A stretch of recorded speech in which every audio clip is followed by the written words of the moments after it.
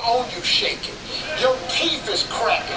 Your eyes is busting out your head. You can't believe what's happening to you. You get to 80, your clothes don't look the same no more. You somehow get to 90, and it's all coming loose now. And then, through prayer in some kind of way, you ain't got to know how. You just got to start. See, too many people try to figure out the how. Now you're trembling. You're shaking. Everything in you is about to blow up. But you done 100 push-ups. Now, somebody come to you and say, man, you say, well, I did 100. I'm successful now. And then you say, well, good. Now I'm successful. What I got to do to stay successful? Hold that position. After you done 100, lock and hold.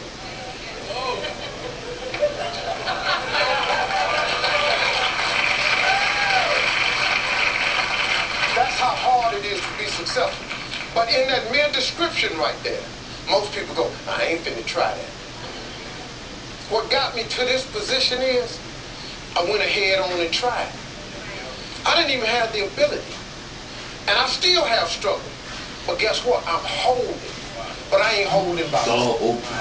See, you keep going to church and you keep memorizing these scriptures, but you got to put them to application. If he all that in a bag of chips, if he can do anything but fail, why you keep bringing up the failure? It doesn't make any sense. You can have a life. And does the Bible verse say something about if you have a life, come to Christ, you have life and have it more abundant. Something like that, right? I don't try to do that because but what I've learned how to do though is, what I don't do is, I don't put myself in Bible verses that ain't got nothing to do with me. You know what I'm saying? Some of y'all always want to plug yourself into all the scriptures.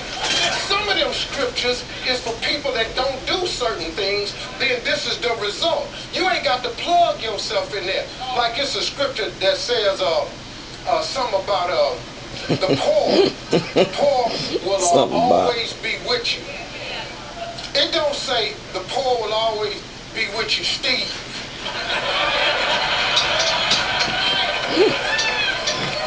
So, why am I putting myself in that Bible verse? He's just talking about if you don't believe in your heart and don't doubt. He's talking about if you have faith without works is dead. He's talking about if you do that. Don't put yourself in there. But if you want to justify why you poor, then you whoops that one out. I don't want to be in that one, so I don't put it out. Stop putting yourself. There's some Bible verses that I can't really get to. For the one about the forgiving people. Where is that? It says, then Peter came to him and asked, how many times must I forgive my brother who sins against me? As many as 7 times? Jesus said to him, not 7 times, but 70 times 7. I ain't in there.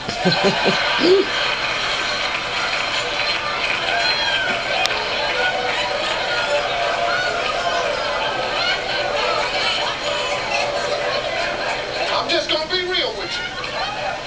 Ain't no need of me lying about it. I ain't in that one. Because I'm just I'm new at this. I'm 4'5". You got about 4'5" with me. 4, and you need to pretty much need to quit coming over here.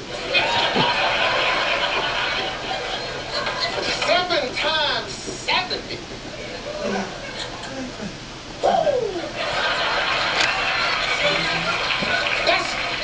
That's something to shoot for, but I ain't met that person yet.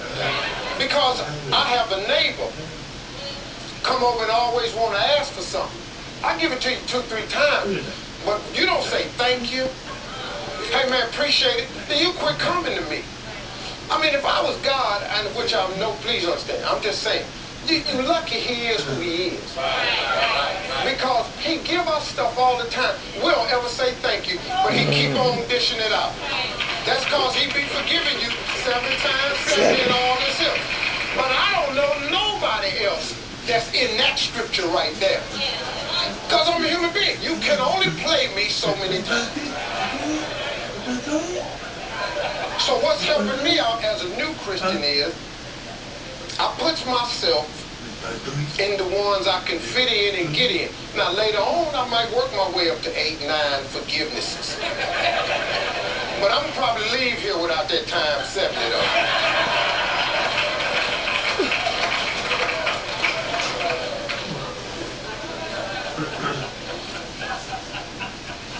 I have done a lot of things in my life that I haven't really been proud of, you know. But what I've learned about this process that I'm in is that it's okay though. Because we are all the sum total of our past.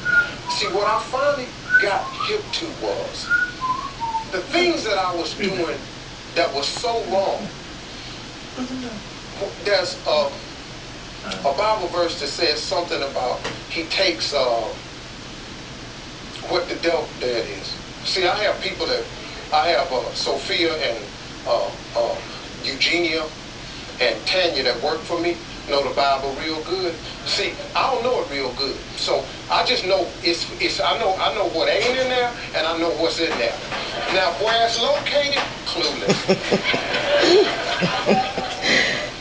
But I tell them what I want to say, and I tell them there's a scripture, because my mama was a Sunday school teacher. So I know about God, you know, and so I just use what I know. And so the scripture says, try to harm him and sold him in slavery. I don't know what that is. But as for you, you meant evil against me, but God meant it for good in order to bring it about as if it is this day. So what that's saying to me, I could be wrong. But the stuff that I was doing that was meant for evil, when God put his hands on you, he can take all that and flip it over for something good.